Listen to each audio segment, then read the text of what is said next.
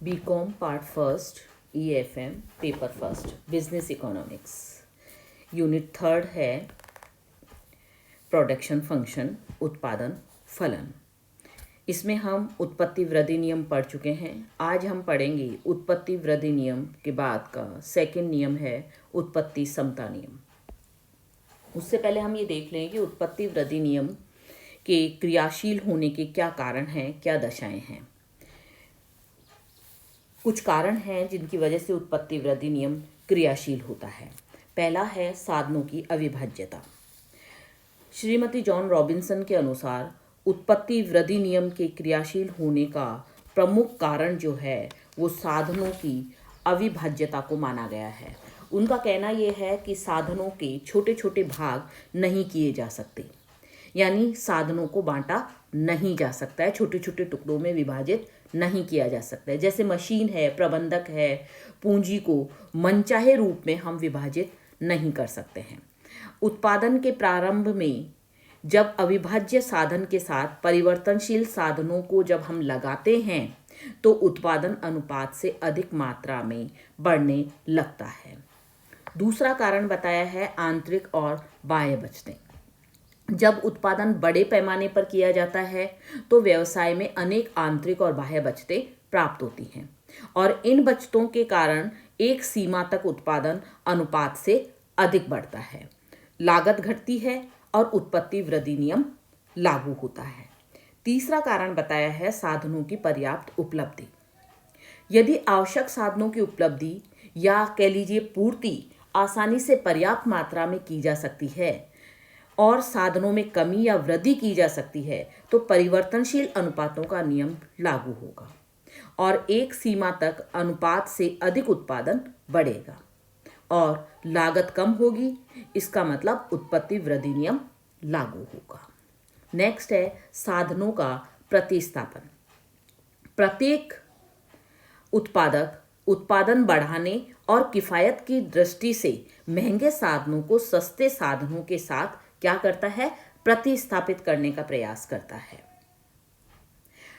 ये जो प्रतिस्थापित करने का प्रयास करता है उसका उद्देश्य होता है कि इस प्रक्रिया के अंतर्गत उत्पादन लागत जो होती है वो उसकी फिर घटती है और उत्पादन की मात्रा बढ़ती है, क्योंकि लागत कम हो जाती है।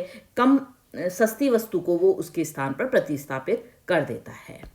नेक्स्ट है वैज्ञानिक आविष्कार। वैज्ञानिक आविष्कार और तकनीकी परिवर्तन इस नियम को क्रियाशील बनाते हैं।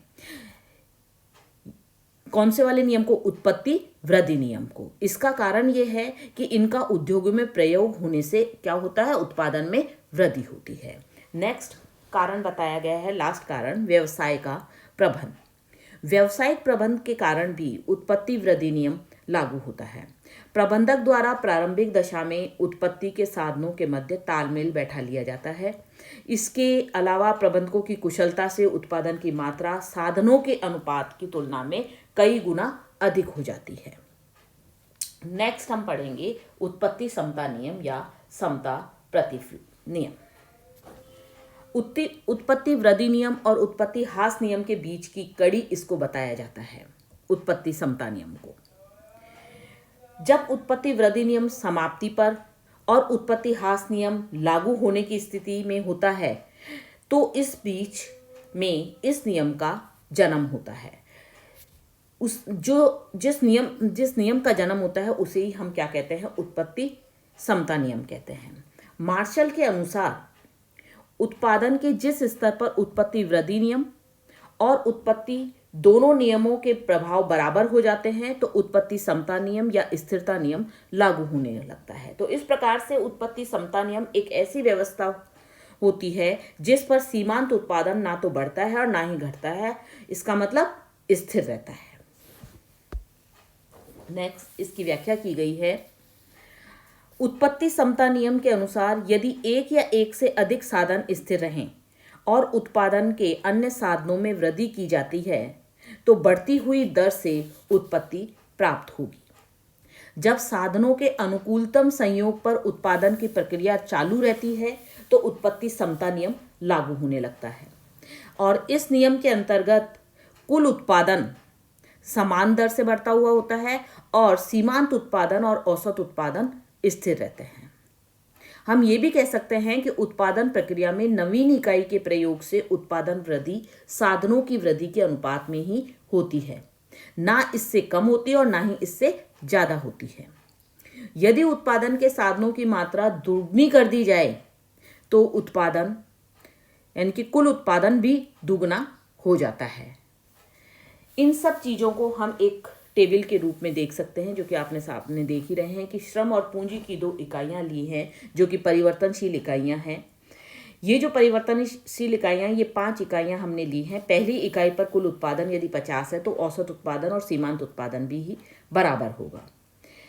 दूसरी इकाई जब काम में ली जाती है, परिवर्तनशील इकाई काम में ली जाती है, तो कुल उत्पादन यदि दुगना हो जाता है तो औसत उत्पादन और सीमांत उत्पादन उतना ही रहता है। तो सीमांत उत्पादन और औसत उत्पादन दोनों बराबर रहते हैं, लेकिन कुल उत्पादन निरंतर बढ़ता रहता है जैसे जैसे परिवर्तनशील इकाइयों को हम उपयोग में लेते रहते हैं।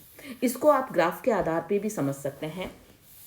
पहले ग्राफ में ये दे रखा है कि श्रम और पूंजी कि 1 इकाई को उत्पादन में लगाया जाता है तो उत्पादन 50 इकाइयों के बराबर होता है, और जिस अनुपात में साधनों की मात्रा में उत्तरोत्तर वृद्धि की जा रही है उसी अनुपात में उत्पादन भी बढ़ रहा है।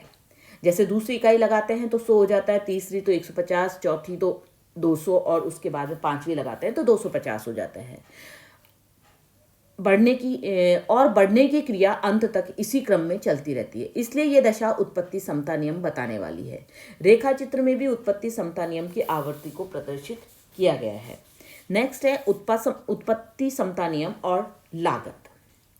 उत्पत्ति समता नियम में उत्पादन ठीक उसी अनुपात में बढ़ता है जिस अनुपात में श्रम और पूंजी की मात्रा में को बढ़ाया जाता है। उत्पत्ति समता नियम के लागू होने पर लागत में परिवर्तन नहीं होता है और लागत क्या रहती है? स्थिर रहती है। इस स्थिति में औसत लागत और सीमांत लागत परस्पर बराबर होकर आड़ी पड़ी रेखा के रूप में एक्स अक्ष के समानांतर हो जाते हैं। उत्पत्ति समता नियम को लागत समता नियम भी कहते हैं।